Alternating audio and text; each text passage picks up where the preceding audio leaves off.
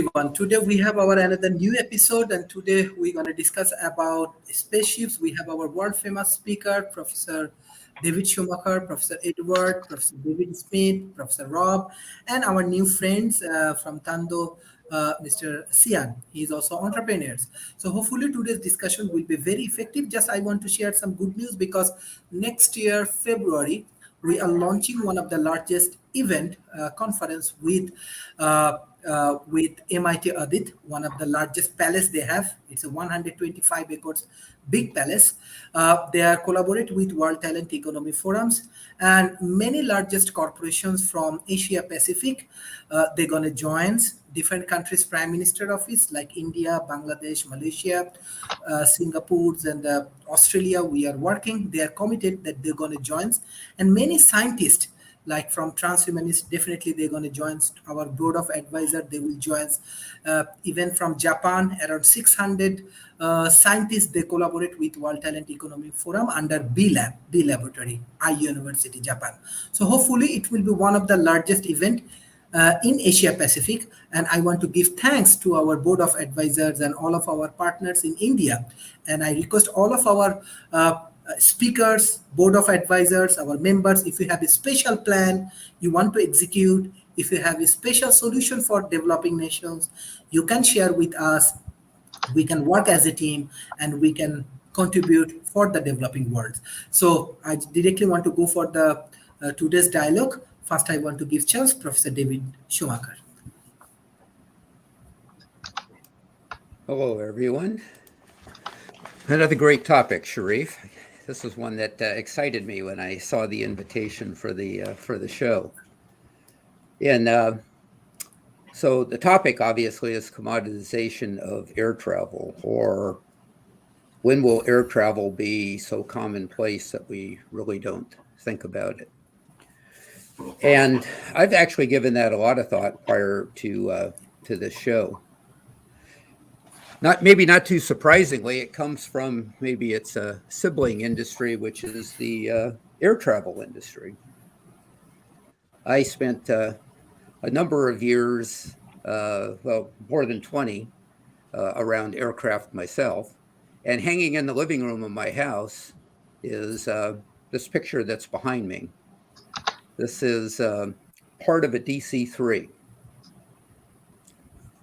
According to the president of American Airlines, the DC-3 is really the impetus of what made air travel, commercial air travel, profitable.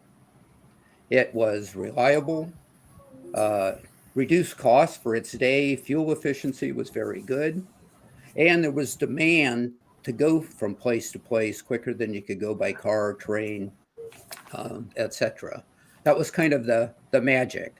That came along, the DC-3 came along about 30 years after Orville and Wilbur had their first powered flight. It still took another 20 years into the 1950s before commercial travel had enough new aircraft, enough new innovations that prices had dropped, reliability had increased, safety had increased to a point where it could fly on where commercial travel was generally accepted and was open to not everybody, but to a great number of people. So, as I said, I think there's some parallels today with what's going on. Space travel will need the same thing. You need reliability, safety, cost, and demand to go someplace. So, SpaceX, here's a picture of the SpaceX rocket lifting off from a moon base at some point in the future. SpaceX is driving down launch costs, and they've been doing that to put satellites in orbit. They've been doing that with Dragon. They've been doing that with the big spaceship that's getting some news these days. But those costs have to come down. It has to be profitable, just like air travel had to be profitable to be sustainable, to be available to a wide group of people. So is that happening, or is this just media hype? Well, I like Harvard Business Review, and there's an article that they put out not too long ago that says commercial space travel is here. Now, they're not talking about necessarily human space travel. Here's a link to the article. I'll put it in the private chat here. Perhaps Sharif can share that. But so I think there's some credible evidence that we're on the cusp of this. Like I said, it was about 50 years from Orville and Wilbur to air travel becoming something that was rather commonplace. It's been about 50 years since we've had somebody walk on the moon, but there's still more to do. Because not only do we need reliability, cost, but we also need demand. So with air travel, going, say, from New York to Miami, there's destinations for us.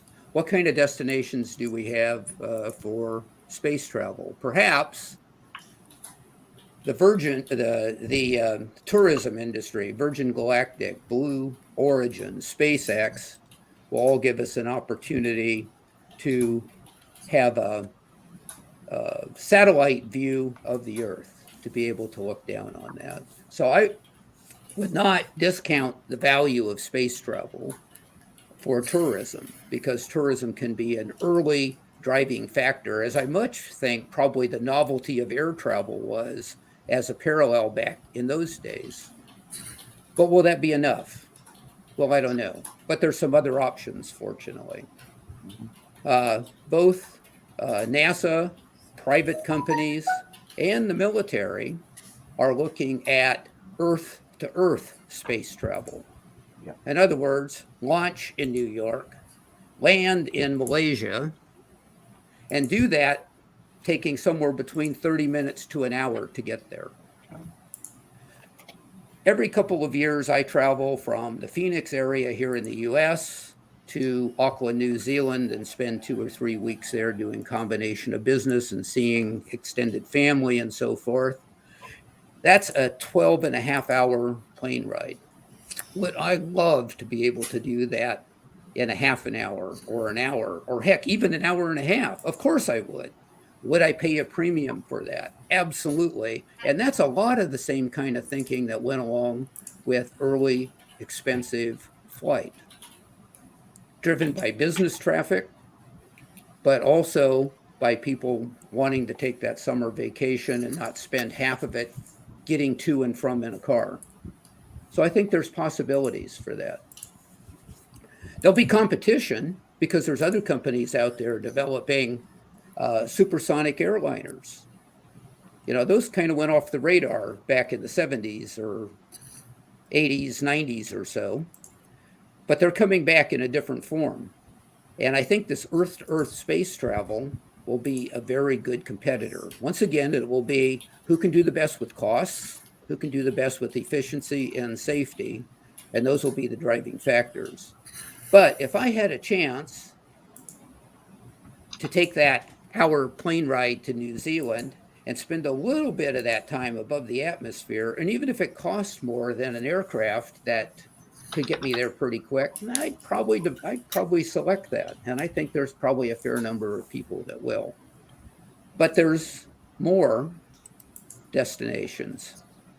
Behind me, and I'm blocking part of the view, is a picture of the Gateway Foundation Gateway Space Station. And they have a smaller one that they're looking to be able to put into orbit in start building it in just a few years. And it's called Voyager. And it's a modular 360-degree rotating station to provide a bit of artificial gravity in the outward pods. And you can still have the zero-G gravity effect in the center where you can see the ship enters and lands, and the gravity gets more intense as you move out through the spokes. So this isn't science fiction. This is something on the drawing board, and they're not the only one. There's at least 3 companies that I'm aware of that are looking at private space stations that are an upgrade, at least from the gravity standpoint, from what the ISS is doing. And speaking of the ISS, it's been up there. We've had humans in space consistently living and working for more than 20 years now. We have a lot of experience with that. The ISS is coming to the end of its useful life, and NASA is looking for private contractors to build the replacement. And there are numerous companies that are working to do that. So there's other destinations. So what will happen in these private space stations? Well, we know in the ISS there's a lot of scientific work that goes on, and we know that they're primarily professional astronauts. There have been some exceptions, but primarily professional astronauts. For these commercial space stations, there'll be clearly some of that. Some of the modules will be dedicated to science, research, to specific countries that wish to own their own module. But there'll also be a module for a space hotel. And there are hotel giants that have already signed up to be part of this. And there'll be private companies that will have their own, that will be doing research that's outside of government research and manufacturing as well. So I think we've got all the ingredients. I think we will have increased reliability, as we've been seeing here recently with what's been going on in space. Costs are coming down, and there's a demand because there's some place to go and some real reason to be there. Those are my opening comments, Sharif. Thank you. Thank you. Professor Edward, I'm sure you have many things to share with our audience. Well, we all know Elon Musk's incredible work in space, but I want to compliment Elon on his Neuralink, because obviously David and I have the Neuralinks in our heads, and the sort of things I would say are exactly the sort of things David would say. So we're obviously linked together through Musk's Neuralink, which basically his brilliant discussion there is exactly what I would probably have said. But I'll add a few things here to make these points. The airline industry indeed is a good model for the space industry. The Wright brothers' first flight was in 1903. In 1926, the number of American passengers flights was 5,782. By 1929, it was 173,000. One of the big issues, or one of the big breakthroughs, was private prizes. There's a whole chapter in my book, Space: The Free Market Frontier, by the guy who was the CEO of the X Prize, on looking at prizes and the role of prizes. The Orteig Prize in 1929 was basically for the first person who could fly across the Atlantic Ocean nonstop. Charles Lindbergh won that prize. It was $25,000, which was a lot of money back in the 1920s. And you saw, for example, as the Postal Service decided, the Post Office decided to contract with private providers to do flights. That helped the civil aviation industry. Charles Lindbergh was one of the private flyers for airmail, by the way. The DC-3, indeed, in 1936, really brought in commercial aviation.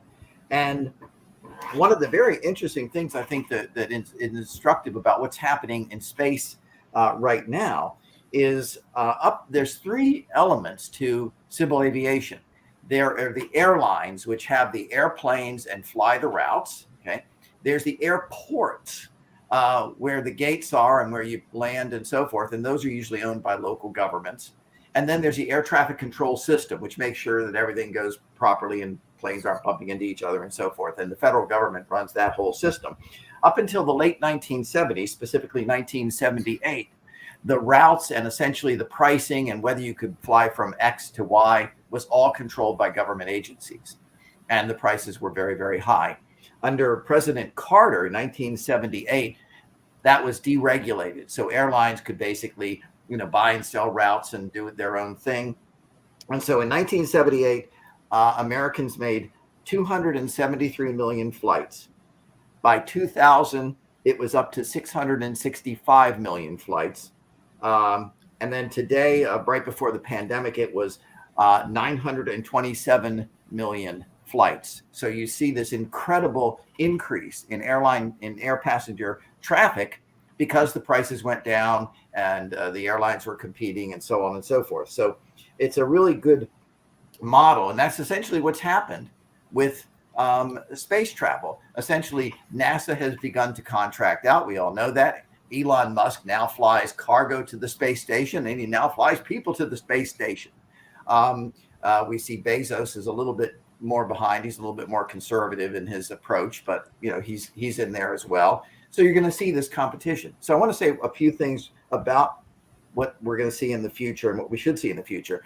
The shuttle was supposed to be reusable and cheap. In fact, it ended up being more expensive to put people in space. It cost about $500 million for one shuttle flight to get 6 people up into orbit. But now we see, with, of course, Musk, Bezos, and those guys, things coming down. What you're going to look at in the future is a number of factors. Infrastructure is very important. Bringing down the cost, which Musk has done and Bezos has done, is important.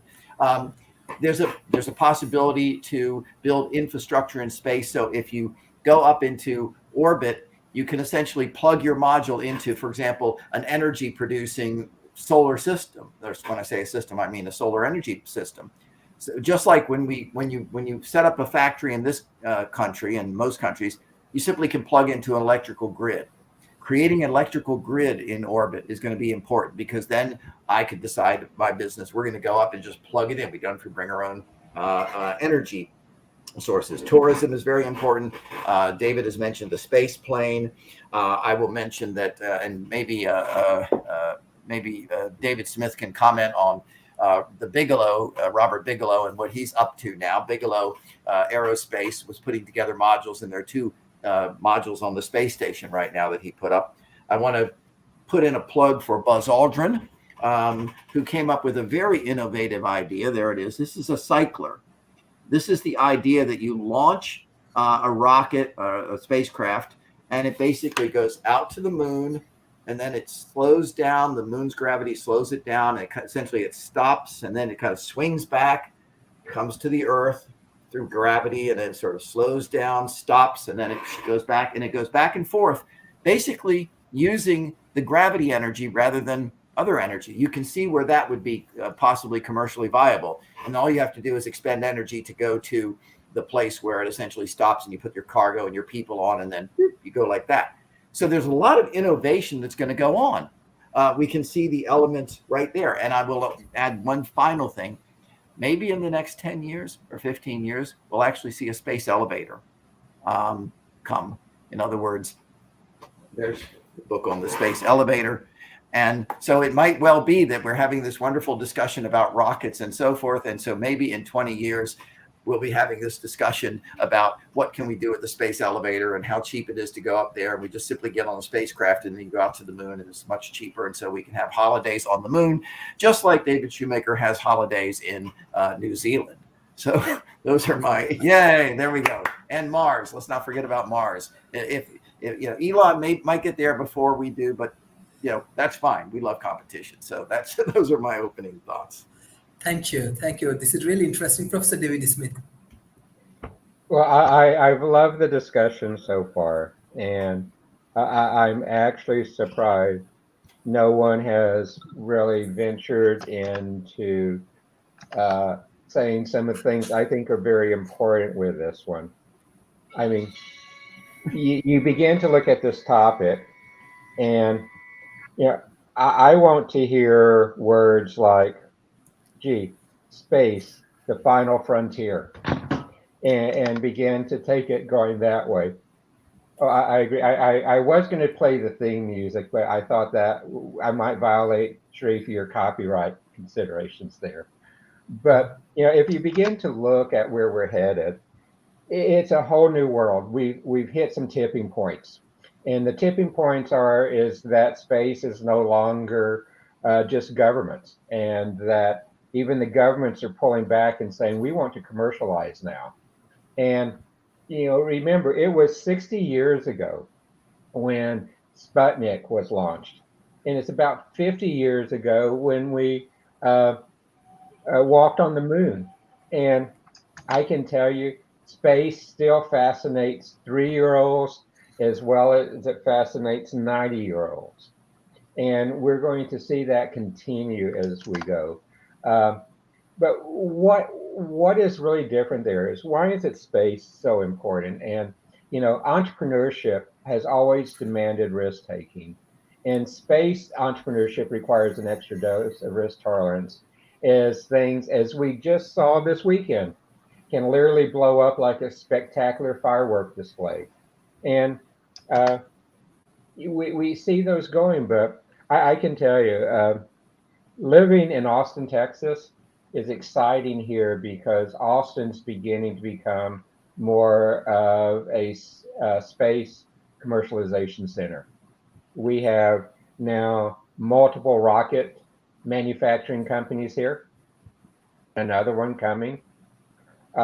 We have space commercialization here. SpaceX's headquarters has just been moved to Austin, and SpaceX actually hit a very important milestone in space commercialization. They have now launched more successful rockets to space than anyone else outside of classified military stuff.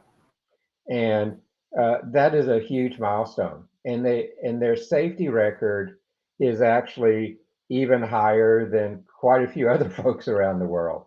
So that is a very important, again, a tipping point as you go there. Uh, and space entrepreneurship actually has the opportunity to solve problems that have not been solved before and reap the rewards associated by the early movers. And when something's launched into space, uh, it has to be light, robust, highly energy efficient, and should have a beginning, have a long life. And there's a lot of work being done today to try to solve the problem of getting something into space. A satellite, a spacecraft, 90% of its energy is consumed being launched into space. And that is something that we're beginning to see more and more solutions to.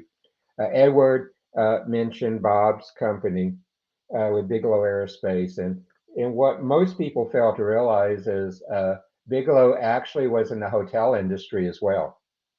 And so what he's trying to do is take the concept of space tourism and habitats and do it. Edward mentioned his modules, which are on the space station. He also has other modules. He has plans already announced for habitat for the moon and habitat for Mars, using lightweight, inflatable objects that can be used there, that can actually withstand the harsh environment of space and on the moon. So he is well down that path, and there's many others. There's a startup here in Austin that is addressing the challenges of commercialization of space very strongly. And it's interesting to me, because I know the company. There have been multiple larger companies coming down and saying, "Can we acquire you?" And they believe it's a little bit too early within their process. So the whole concept of the space commercialization and space entrepreneurship has been just amazing. And it's growing areas, particularly like manufacturing, exotic materials, observation, navigation, communications, and all of them. There's an area called New Space Ventures. And in 2020, over $10 billion was invested in new space ventures. And where we see it going is, we're seeing gradual deregulation, we're seeing gradual commercialization and privatization going again, because it's only in the last 10 years where we began to see it move away from the exclusive domain of government and going. And we've seen the cost to launch uh, dramatically fall. You see it being done internationally. Team India is one of them where it's outside of it. You're seeing many of the developing nations putting plans in place, and you're actually seeing quite a few of the developing nations doing pallet type of experiments that are being launched into space by both commercial and government satellite systems all the time today. So it's an exciting area. I could keep on going because there's so much out there that's hitting there, and the revenues are just tremendous as you put out there. Uh, Last year, it was a $366 billion global space economy, with about 123 billion in satellite services, 130 billion in ground equipment and services, and about 95 billion looking at commercial human spaceflight. So a lot of dollars going there, a lot of things that can be done with them, and it's just the beginning. And truth, that might be enough to get started right now because we have a lot of people on the call. But it's an area that I know there's a lot of interest. Thank you. Thank you. Professor Rob. Well, we're in a hype cycle with regard to commercialization of space. Typically, this happens whenever something is new. Folks get excited, throw a lot of money at it, and then the industry shakes out. And the issue and the difference between commercialization of space and commercialization of air travel is, with regard to air travel, we had some place to go. What really drove it is, whether you're talking about people or materials, you could use aircraft to haul them from one place to another. At this point, the only commercial side of space is launching satellites, getting materials up to the space station and back. And then, of course, the $366 billion are created in revenue created from things that are developed for space but actually work on Earth. Which is a decent amount of money, but still well below what would be needed to justify a massive space travel effort. Now, of course, people are talking about going to Mars and going to Moon, but both environments are relatively uninhabitable, certainly at the moment. In fact, the Moon, no air, Mars also limited atmosphere, but still has high winds and weather events. So kind of the worst of all things. And then the other planets that we have in the solar system, certainly visible for scientific reasons, but they're unlikely to be destinations that you're going to want to go to and have a vacation. They may be a place you go to mine, but the issue, and other people pointed this out, is really what hurts space commercialization is the cost of lifting stuff into orbit. And there have been a number of efforts that look really promising now to kind of get away from rockets and try to do something else to cut the cost of heavy lift to orbits. The most interesting, of course, for me were space elevators. But the difficulty with the space elevators were the weight of the tether. You needed something that was extremely strong and also extremely light. Again, we've got a slight cycle where people think they might have some solutions here that broke this last couple of years, but nobody's close to production or even a full-scale trial. In terms of passenger carrying in space, it's kind of like it was at the beginning of air travel, where you've got folks going up and down, but really not doing much. I mean, this is for the very wealthy. I think the minimum cost per person is $250,000, and that appears subsidized. So they're not going to make a lot of money at that rate, which is problematic. Not a lot of people can afford to spend $250,000 for what amounts to about a 15-minute experience. So a lot more if you consider the training and rest of it. And now, for anybody that's actually ever been, and it's certainly worth it to do it. I've gone on the Vomit Comet, and I have. You get a sense of what it's like to be weightless for a period of time, and it is not a fun trip. I made it all 12 instances, but just barely. And I understand that the space program requires you to do it 23 times, which means I probably would have tossed my cookies several times before the end of that particular trip. It is not very comfortable until you get used to weightlessness. It's you've got almost constant motion sickness, and so the part of what's going to happen is to deal with that motion sickness either through medication or some other way to make it much more comfortable. Otherwise, when people come back and tell their stories, there are going to be a number of them that are going to talk about the fact they probably didn't enjoy it much because the entire time they were thinking about where their lunch was going to go and it wasn't staying where it was. Certainly you get great views, but with our ability to transmit high definition, you can get as good a view sitting at your home in front of your computer screen and just watching it that way, or using VR goggles. In fact, with VR glasses and just using the cameras on the ship, you could get most of the visual experience, all of the visual experience, without any of the discomfort, either the weight as you lift into space or the lack of weight once you get there. So there are a number of issues here. We had supersonic aircraft for a while, and everybody thought that was going to be the future of aircraft. But there were a number of big problems with it. One was they were noisy, and so you couldn't fly them at supersonic rates over landmass.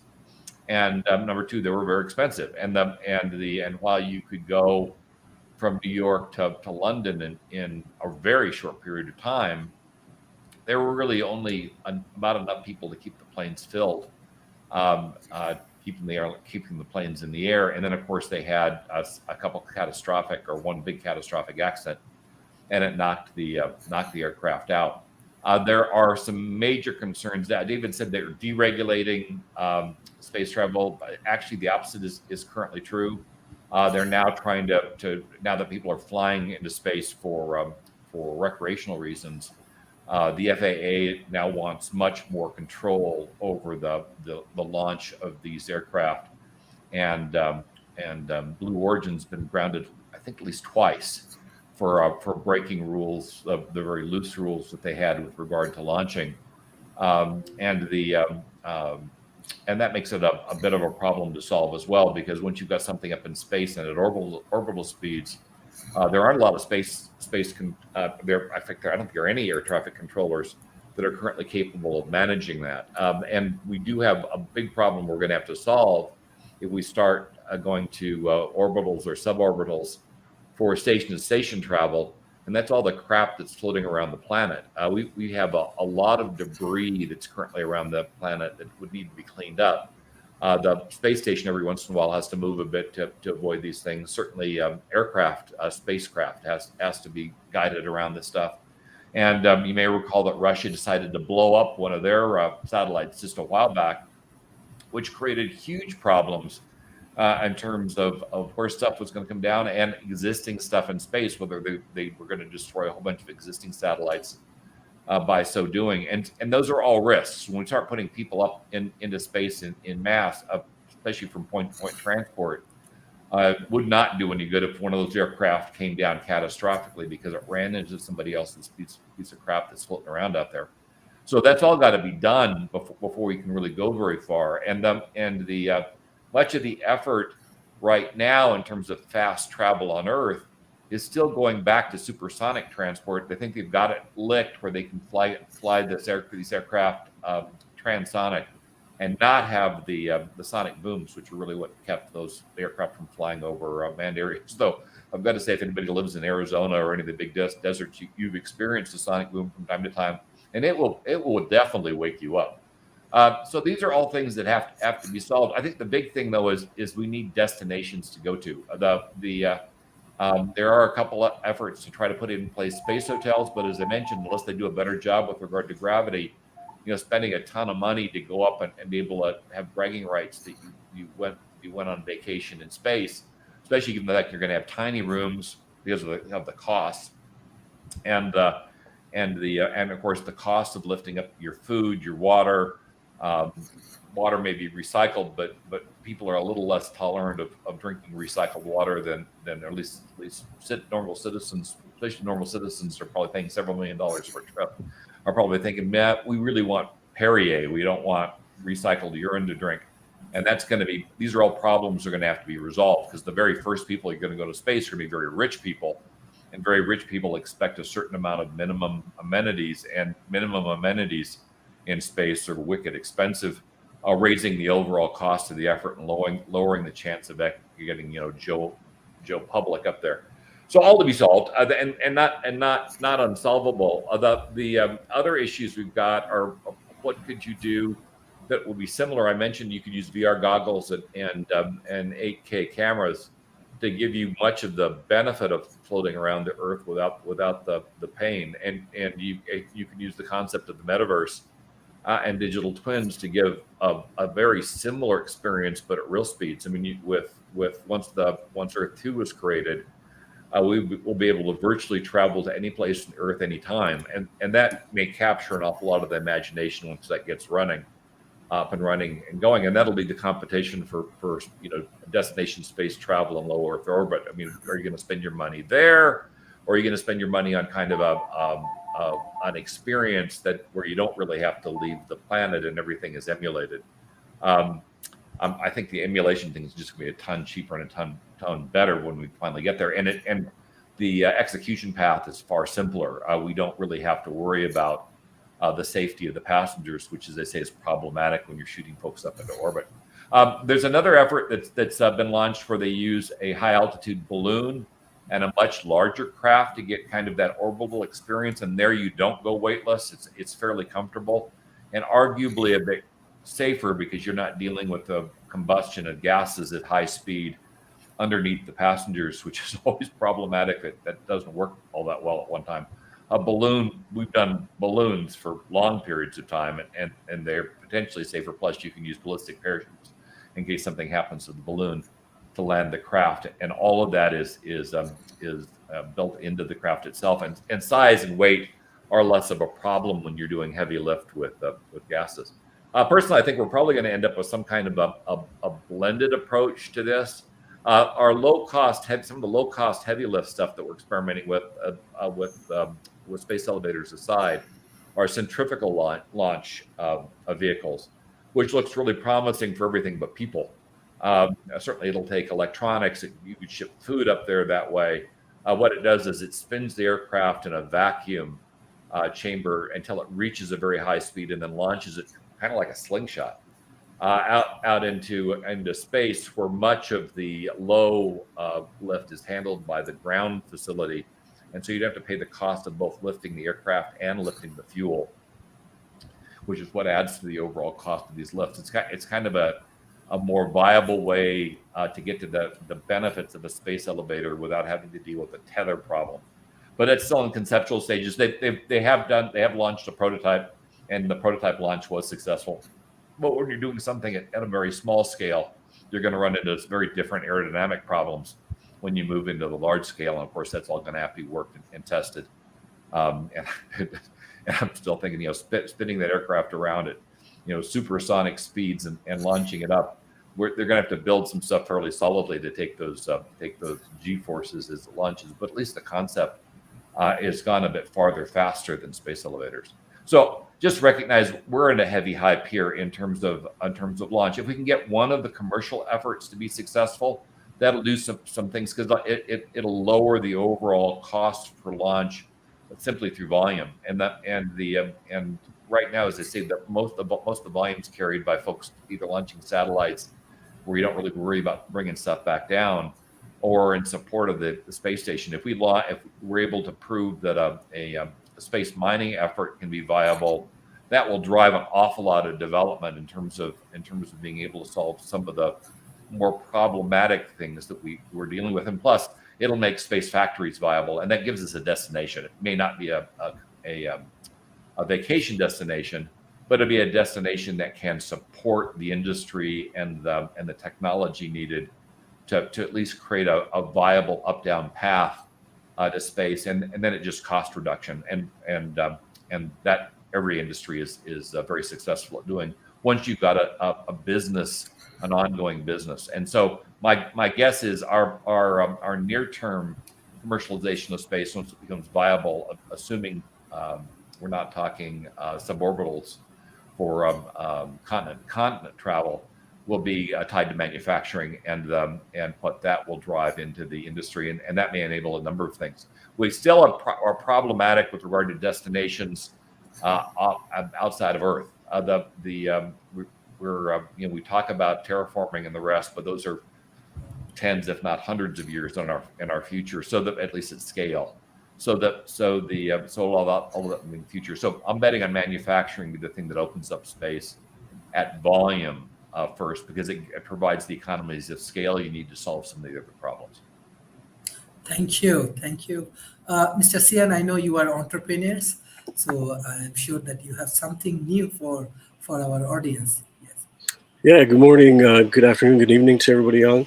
Great to be here on this panel. Thank you for having me. It's an honor to be among these pioneers discussing space travel and space tourism in general. I really think of space tourism as being a stepping stone that's going to help enable, hopefully, the average person from across the world to work, live, and travel off-world, and all the benefits that will come from that as space tourism is commoditized.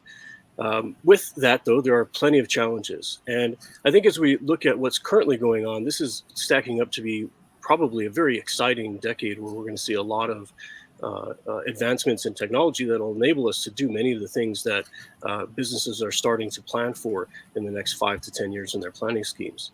However, the challenges are pretty big. And sometimes looking at space travel, especially space tourism with Virgin Galactic now offering tickets up at $450,000 for that suborbital flight.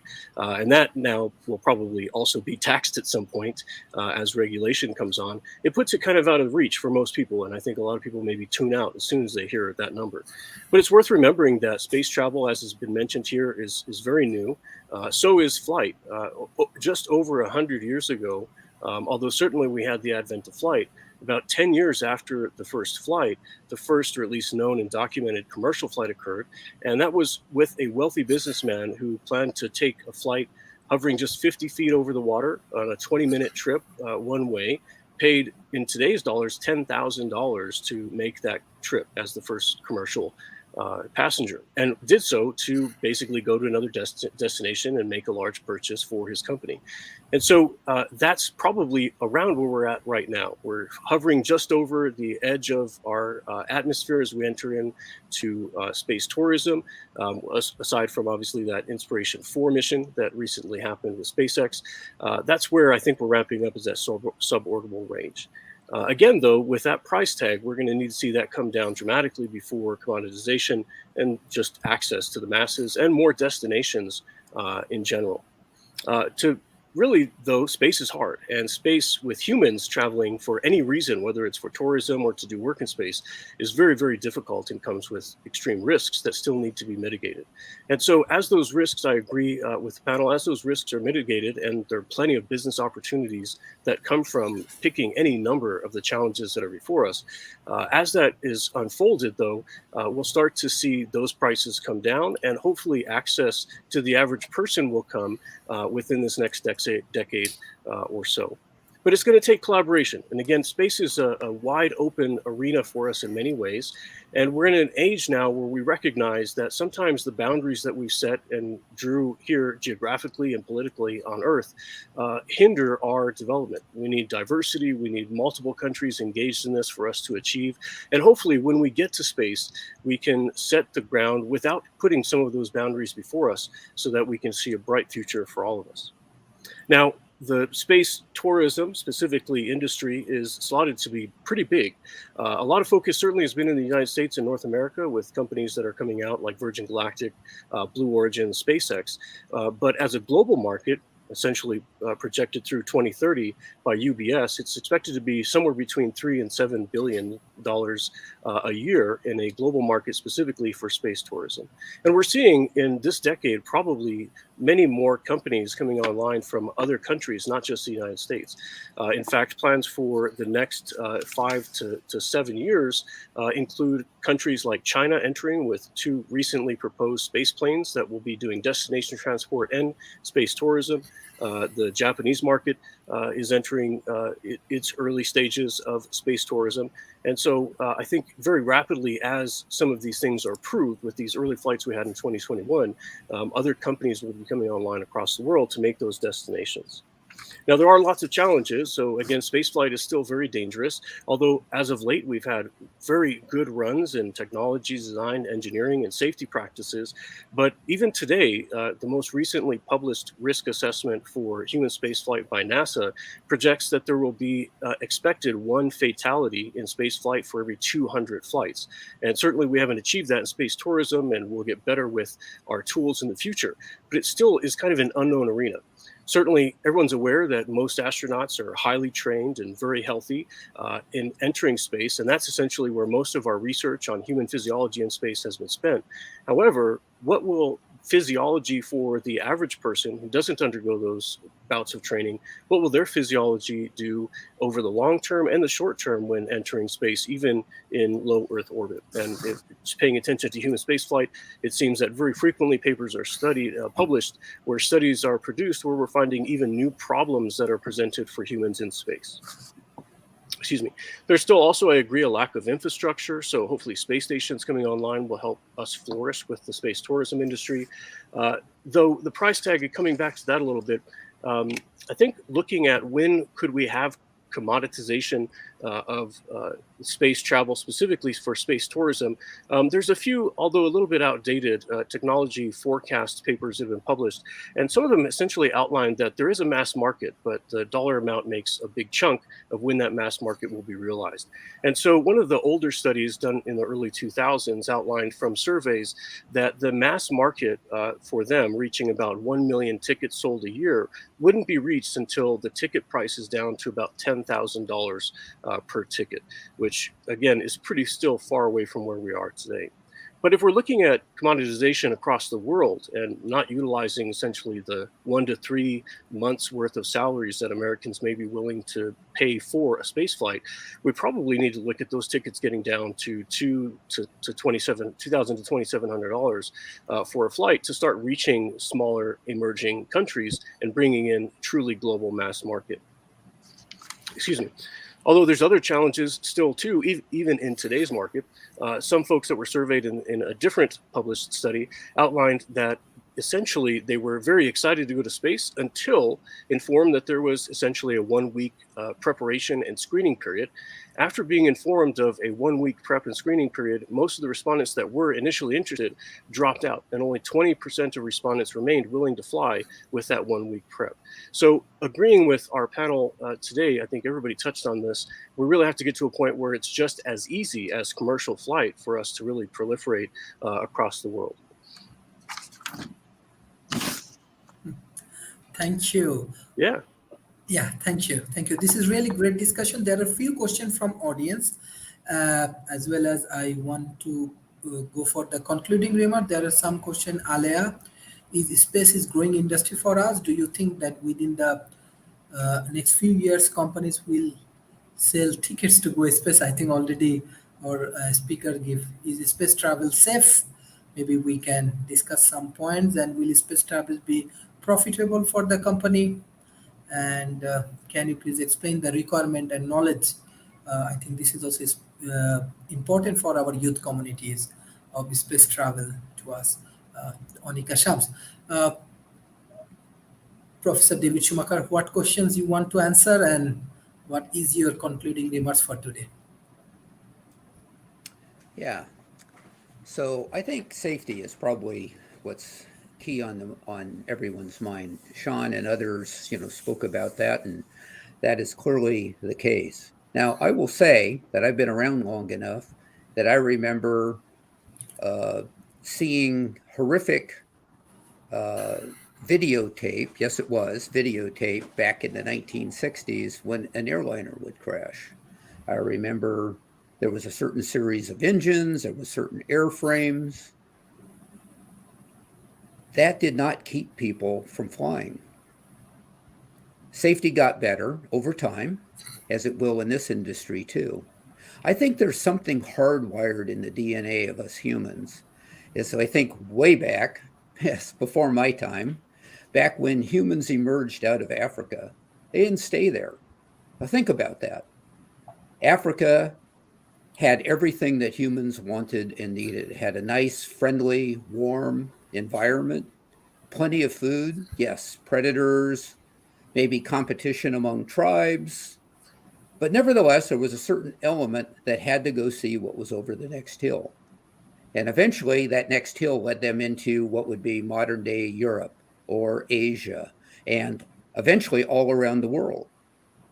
I mentioned about going to New Zealand a couple of times a year. And New Zealand was originally found by people out of Australia out fishing and whatever, and they saw this long white cloud. As a matter of fact, the Maori name for New Zealand, Aratola, means long white cloud. And they had to go see what it was. They had to go there. And when they got there, they found land and and that too was inhabited. My point is safety, economics, all these other things that we talk about are very important, but there is something in the human drive to go beyond what we're doing now, take on new challenges and solve them. And I think that leaves me very optimistic about space travel for the future. Now, how soon? Looking into my very cloudy crystal ball, maybe 2050 we'll start to see something that will be what we might think of as repetitive flight, but it's going to be, as others have talked about, primarily business focused. It's going to be for mining, it's going to be for manufacturing. Matter of fact, I look forward to picking up an object, turning it over, and seeing the label that says made in space. That's what I look forward to. Thank you, Sharif. Thank you. Thank you. Professor Edward. Yeah, well, I pretty much agree with what all of my colleagues here have said. So, but I'll end with a few closing remarks. By the way, I've used the Oculus here, a VR thing, to go in a space station program, and it's really cool. You see the station coming up, and then you can go through the station and float around and all, and not get sick. So to your stomach. So it's really cool. But I agree that in the long run, it's going to be what kind of profitable commercial activities, apart from satellites, which of course is profitable now, and maybe some of the early space tourism we have. I think that Rob's point about manufacturing and so forth is going to be one of the big things. I think this is why infrastructure is so important. In other words, once we get the infrastructure up there, maybe Robert Bigelow will do this, maybe one of the others will do this, then we can go up there, a company can go up there and simply plug in, literally. They'll have the life support, they'll have the electricity and so forth,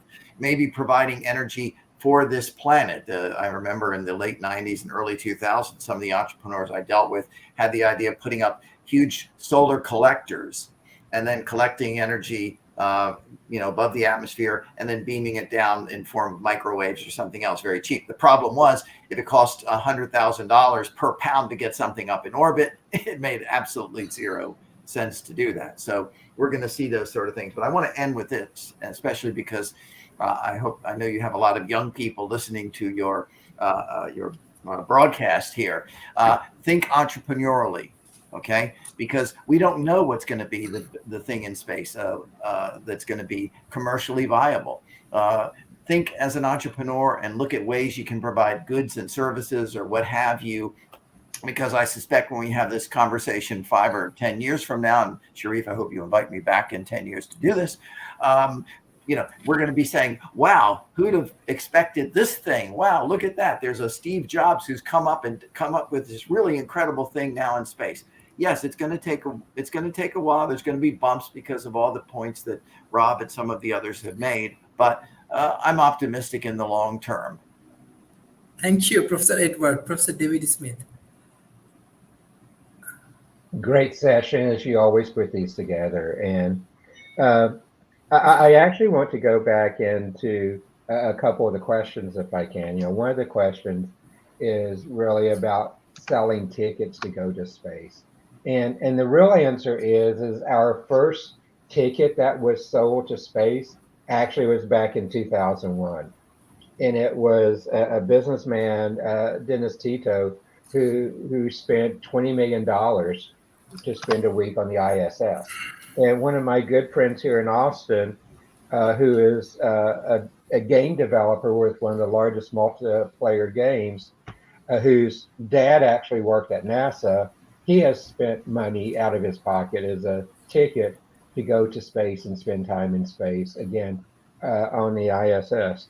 So it actually began back in 2001, and you've seen that going forward. So yes, tickets are already sold, and they will continue to be sold. Let's just look at where that have gone.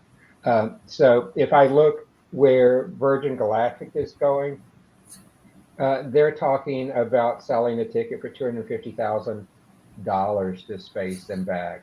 And you begin to look at others.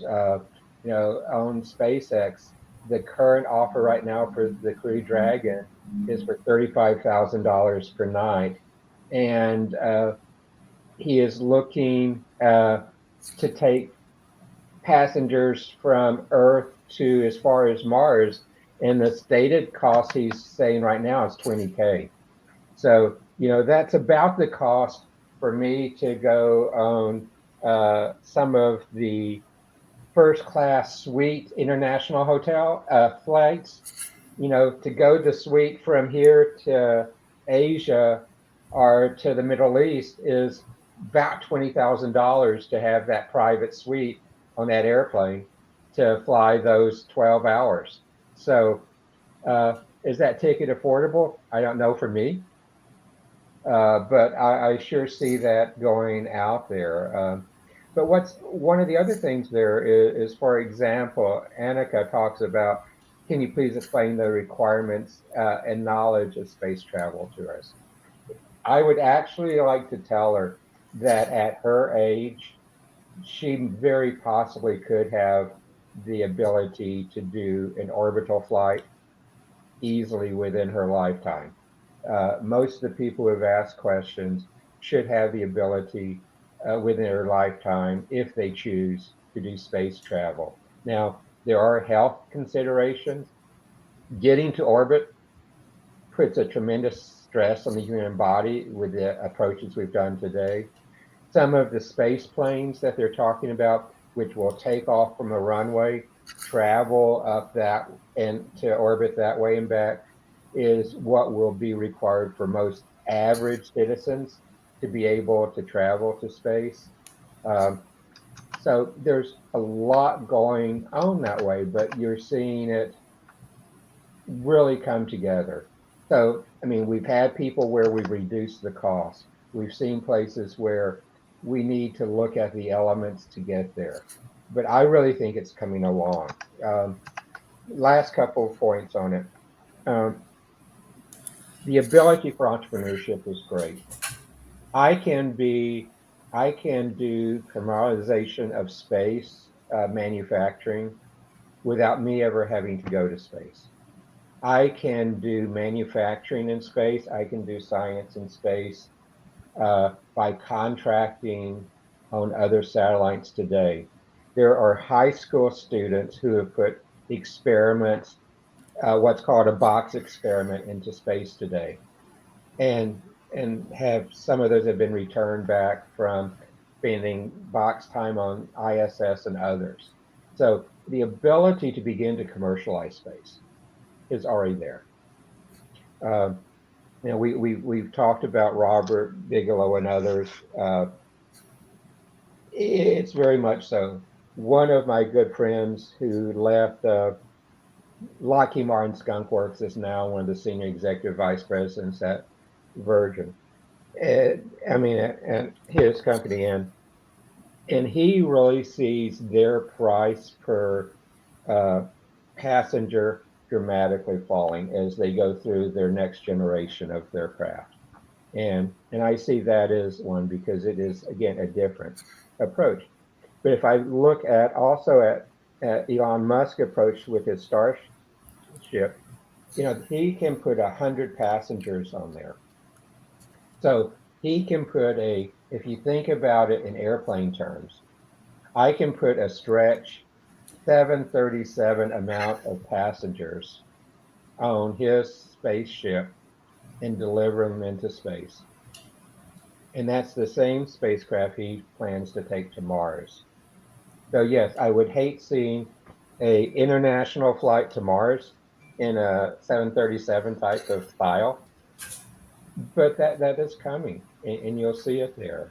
I would uh, much prefer Singapore Airlines to have their people on that flight because I love their service. Uh, but that is right around the corner. And by the corner, wearing my futures hat, and as I look at the substitution analysis and the other elements to get there, it's probably 10 years, 12 years, 15 years before we see the curve begin to go there. But space commoditization has already passed the 5% market penetration, which is required for substitution.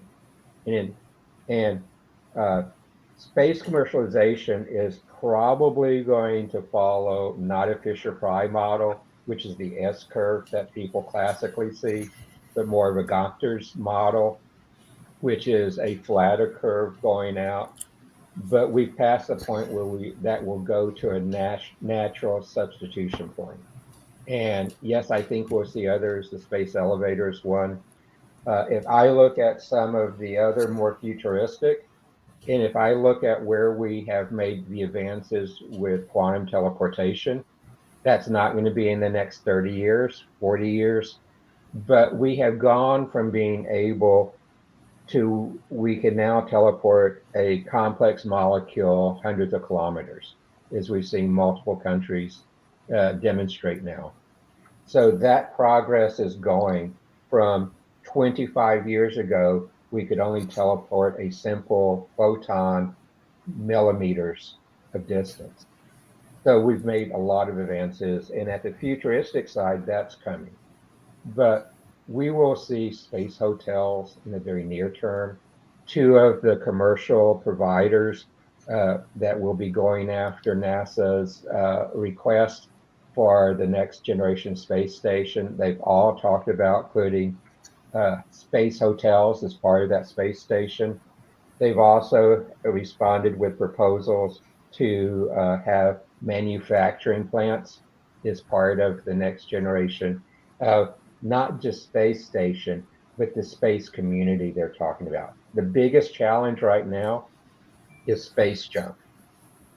Blowing up satellites, all of that is going to make it increasingly difficult to launch.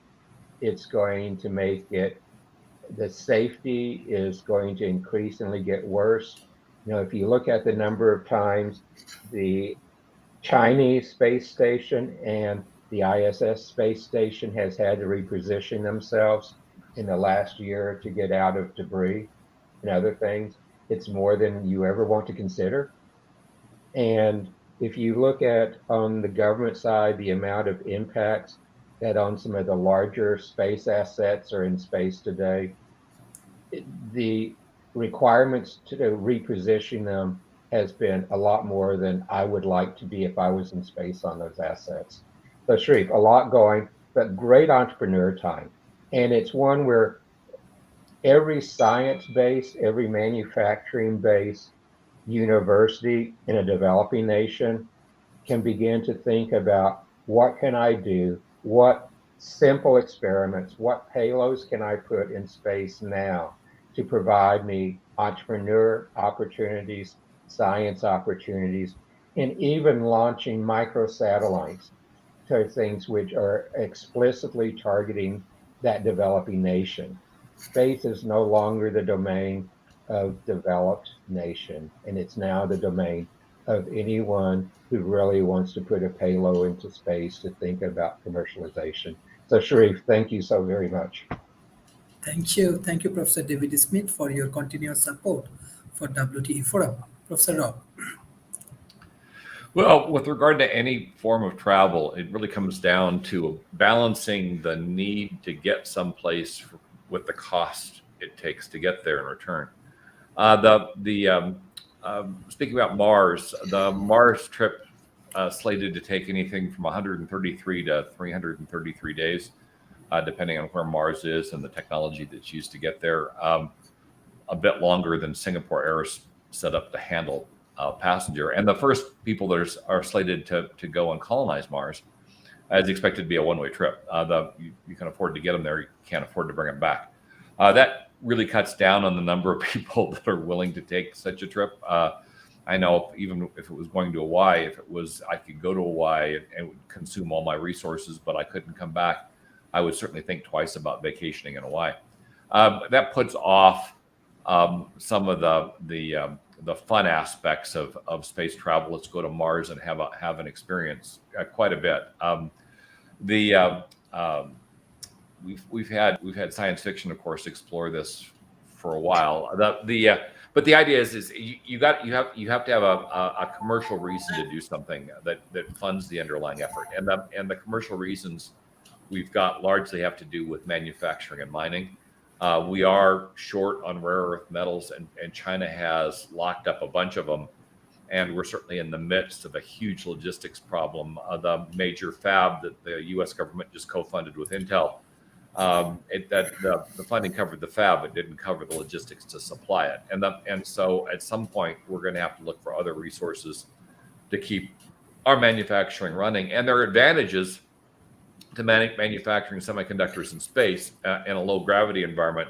You do have to make sure you've got sufficient shielding, because with the advantages of manufacturing in low gravity, you have the disadvantages of the fact that you're much closer to radiation sources, and you don't have the atmosphere to shield you from those sources, which does create both health risks and damage risks during the process. But we think those are mitigatable, and we can work around them. But that's probably what's going to drive the initial wave, a commercial benefit that allows you to subsidize the cost of heavy lift.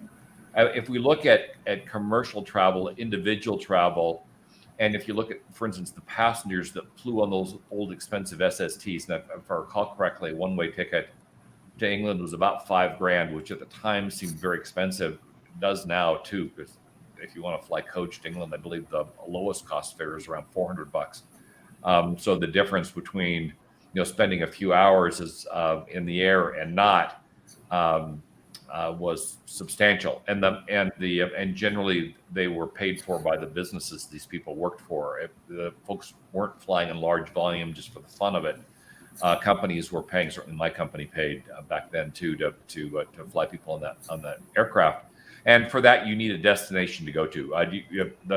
And the other issue you've got is, what other competing technologies do we have that could accomplish much the same thing? Telepresence is advancing rather rapidly at the moment, thanks to the pandemic. And it is far safer for you to travel someplace virtually when it comes to the pandemic than it is to travel there physically. That's all the space risks aside. This pandemic is going to put a damper on using anything to go from place to place that costs a ton more, only because once you get to a certain cost, telepresence makes a lot more sense. And if you're talking about taking a top executive, a C-level executive, and throwing them on a relatively or comparatively unsafe form of transportation, we don't have good metrics yet on space travel, but it's slated to be more risky than atmospheric travel, at least over the short duration. And often when you're talking about C-level executives or executives that could get their companies to pay for that rapid travel, they're not allowed to be put in that kind of risk because they're seen as being too critical to the overall business. And so things like an insurance, really, it mitigates the cost of losing the executive in terms of key man insurance. But often, if you look at some of these top executives, they're actually valued by the company more than the insurance that they carry, because you don't know how you're going to replace them. And so it is those kinds of risks that I think are going to hold back commercial high-speed suborbital travel substantially until we wrap our arms around the safety aspects of it and people get comfortable with being able to do this safely. I believe it's possible, but it's going to move out large-scale commercialization of suborbital a bit, because we still have to work through all the trials, tests, and the rest of it. We haven't really started those yet. We're still working in simulation for the most part. No aircraft in air, and often when you have an aircraft in air, about a decade goes by short of military testing for a new commercial breakthrough, because you've got to get through all the regulatory aspects and the and meet the conditions put forward by the different versions, the different functions of the FAA. So it's coming, but do recognize that telepresence could provide a similar solution with regard to point-to-point travel for a far lower cost. And with telepresence, you can bring in, when you're talking about very high cost, you can bring in things like robots to carry the cameras and allow the person to move around in that remote environment, much like they move around at home. And even Musk is advancing his Android efforts substantially during this year, with one of the uses being this telepresence kind of movement. So we do have to recognize for some aspects of this, actually for a lot of aspects as we advance robotics, doing lift of humans into space may fall behind rather substantially, because if you can put a robot into space, or better yet, manufacture the robot in space, you can cut down on a lot of the exposure and cost of the robot, even if the robot isn't autonomous. If they're basically a walking Waldo, and you have employees that log into them and then operate them remotely through high-speed, low-lag transmissions, you can accomplish much the same thing at a far lower cost and a far lower risk. Robots won't get cancer. They don't have the radiation exposure problems. They do have wear problems with regard to radiation and micrometeorites, but those are even more problematic to people. So in the end, I actually think much of our initial effort in space is going to be automated. If people are there, they're going to be there via telepresence, not in person. And much of our initial, let's say, high volume commercialization of space with regard to passengers is likely to be virtual as opposed to physical, for all the reasons I mentioned. It'll be cheaper. You won't have to deal with motion sickness or health problems. It'll be safer. If a robot is destroyed, it's quite a bit different in terms of media coverage than people. And people pointed out, and several folks pointed out, that in the early days of air travel, we were very tolerant of deaths and crashes, which was true, but we also didn't have the kind of global coverage we have of those events that we have now. And we are particularly cruel or aggressive with regard to coverage of unique new technology. So when a Tesla car crashes, or burns, it's front page coverage in newspapers all over the world. Yet gas-powered cars crash and burn all the time, and we barely even notice it. And it's just because the Teslas are new. And so the first time we get a crash, and we're going to have a crash, it's going to set everybody back quite a bit, which is why I think there's a huge focus, almost excessive focus on safety at the moment, because there's a concern if one of these initial consumer flights doesn't make it, which, considering you pretty much have a bomb underneath you going off at the same time with a controlled explosion. That's how these rockets work. It wouldn't take much to have a catastrophic failure, and all it would take is one, and rich people won't fund going off into space anymore. So safety is key. We can do much the same thing with telepresence and remote robotics in terms of providing the experience. And we're advancing the concept of VR and telepresence far more rapidly than we're advancing the technology around taking humans into space, predominantly because it's more commercializable and far cheaper at the moment. And we can think of more things to do with it. The mining in space and manufacturing in space requires us to develop and build equipment that isn't in place yet, and at the very least have a space factory where we can use the materials that we mine in space to build things in space and then drop them from space or use them in space, because getting over this heavy lift problem of building stuff on planet and lifting in space has become very problematic for us near term. But we have to have some of the core areas, and before we can go any farther, we have to have some of the core technology in place. We need to have at least a test factory up. We need to have operational probes testing whether mining is viable near term. That all has to occur, and it doesn't yet, and probably won't this decade. There's a chance towards the end of the decade we'll have trials in place that suggests we might have manufacturing up in the 2040s, 2050 timeframe. That would then begin to validate and drive down the cost of heavy lift or provide other alternatives, which suggests maybe by the end of the century, we'll be at the point where we could actually put large numbers of Joe Citizen in space if they wanted to go. But as I say, if we've advanced virtual reality and telepresence to where we're likely to have it in the 2030s, you probably won't need to go to space. You'll use that method to explore space, robotics, and that would allow you to get much of the same experience with space tourism using a headset or an isolation booth to give you that full immersion experience well before 2050. And so recoupling the need for humans to go into space, which a lot of us, at least in my end of the technology, are arguing may know. I mean, by the time we get into the century, we're going to have autonomous robots that can go in our stead, and it would be far safer. So the need to go to space may decline before the cost to go to space makes it fully viable at scale.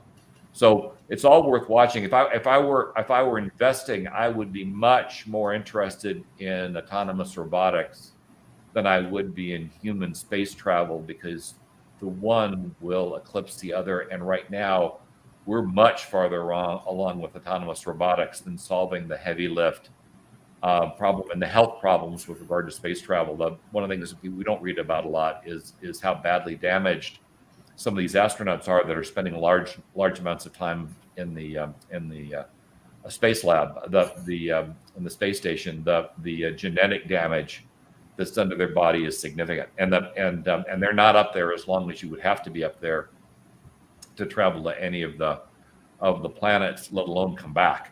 So all of that has to be solved, and we don't really yet have a good handle on that. So watch robotics. I expect our initial foray and success in space travel will largely be automated when it gets to scale, just because of the way the trends are developing.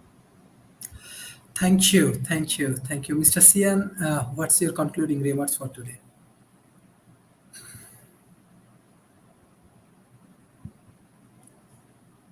You're muted, I think.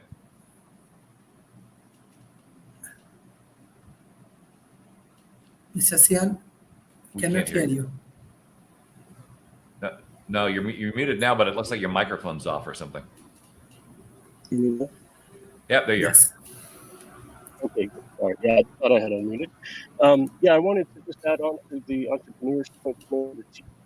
All very excellent points, especially for those in the audience who are watching this and wondering where they might fit in with their entrepreneurship. I wanted to add a few things to that. So, one, though, if we can't afford a ticket right now to get to space, for those watching, keep an eye out for auctions and for some of the raffles that are going on for people to win tickets. One of these transportation companies, space tourism companies, to go to space for free. I'm not aware of any currently open right now, but that's how the Inspiration 4 mission happened for SpaceX. Virgin Galactic ran a raffle last year for space flight. So those are some opportunities, but I do agree that for most of the people watching this, within your lifetime, it'll probably be much cheaper to travel to space. For entrepreneurship, though, in the space right now, we're very early in our startup phases.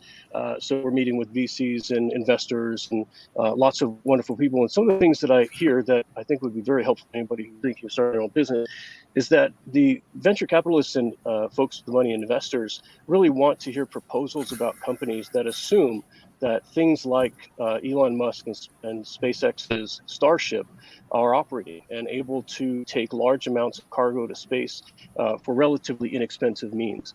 That's the proposal that they would like to see in front of them. So think a little bit further in the future to the things that are almost online but not yet there. In the area of space tourism, there are a few areas that have been identified that we don't have enough specialty or products and services in to help facilitate rapid advancement in that area. And those are, there's plenty of room for more spacecraft. And although building a spacecraft is daunting, all the individual components that go into it are a wide open market for somebody to enter into. In fact, when Richard Branson went to space last year, he specifically stated on, although he was very excited and off-the-cuff remarks, that he feels that there's room for up to 20 different companies that will be operating in the space tourism in the near future.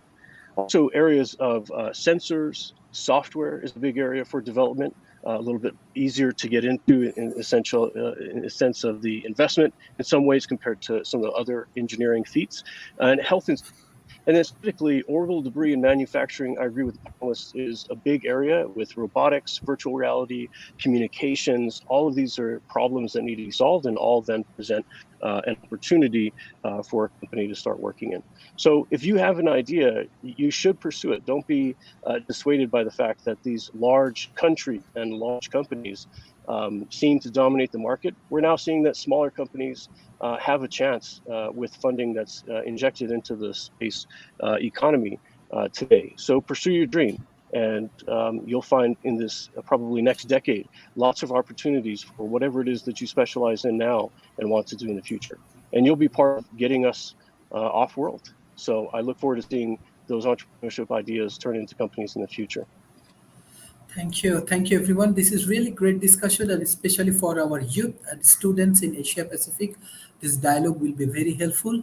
Beside that, I just want to share, as our forum is growing very fast, we are collaborating with different countries like Australia, even Malaysia, as well as India, and we have some big projects for research.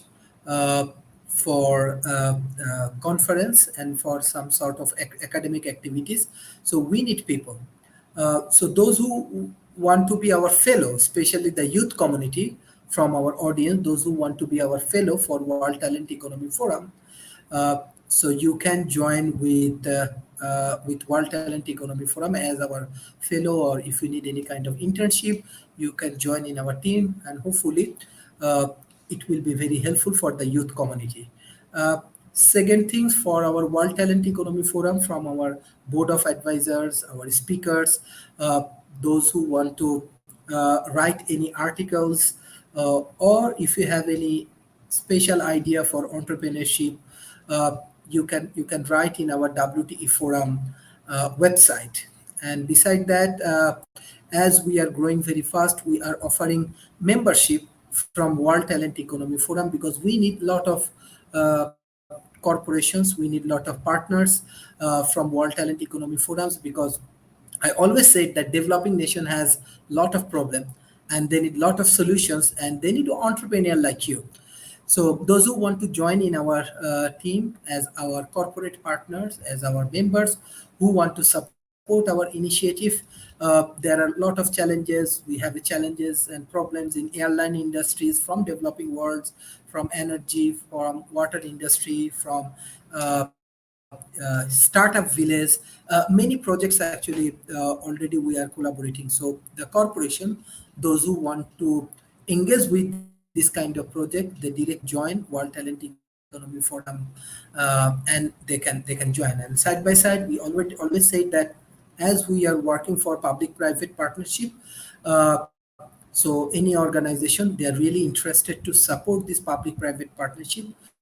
And especially next year, February, we have one of the largest projects, and already many countries actually, especially the government and the corporation, they are interested to put this initiative.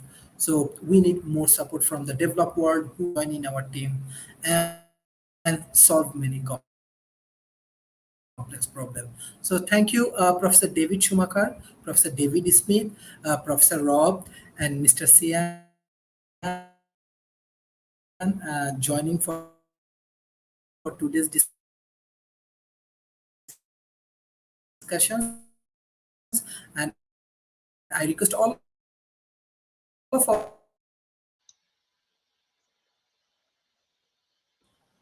Sharif, you're dropping in and out.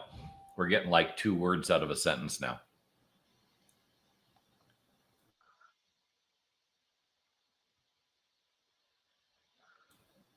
Looks like we lost Sharif entirely.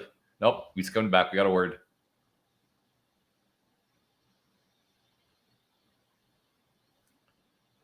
Clearly needs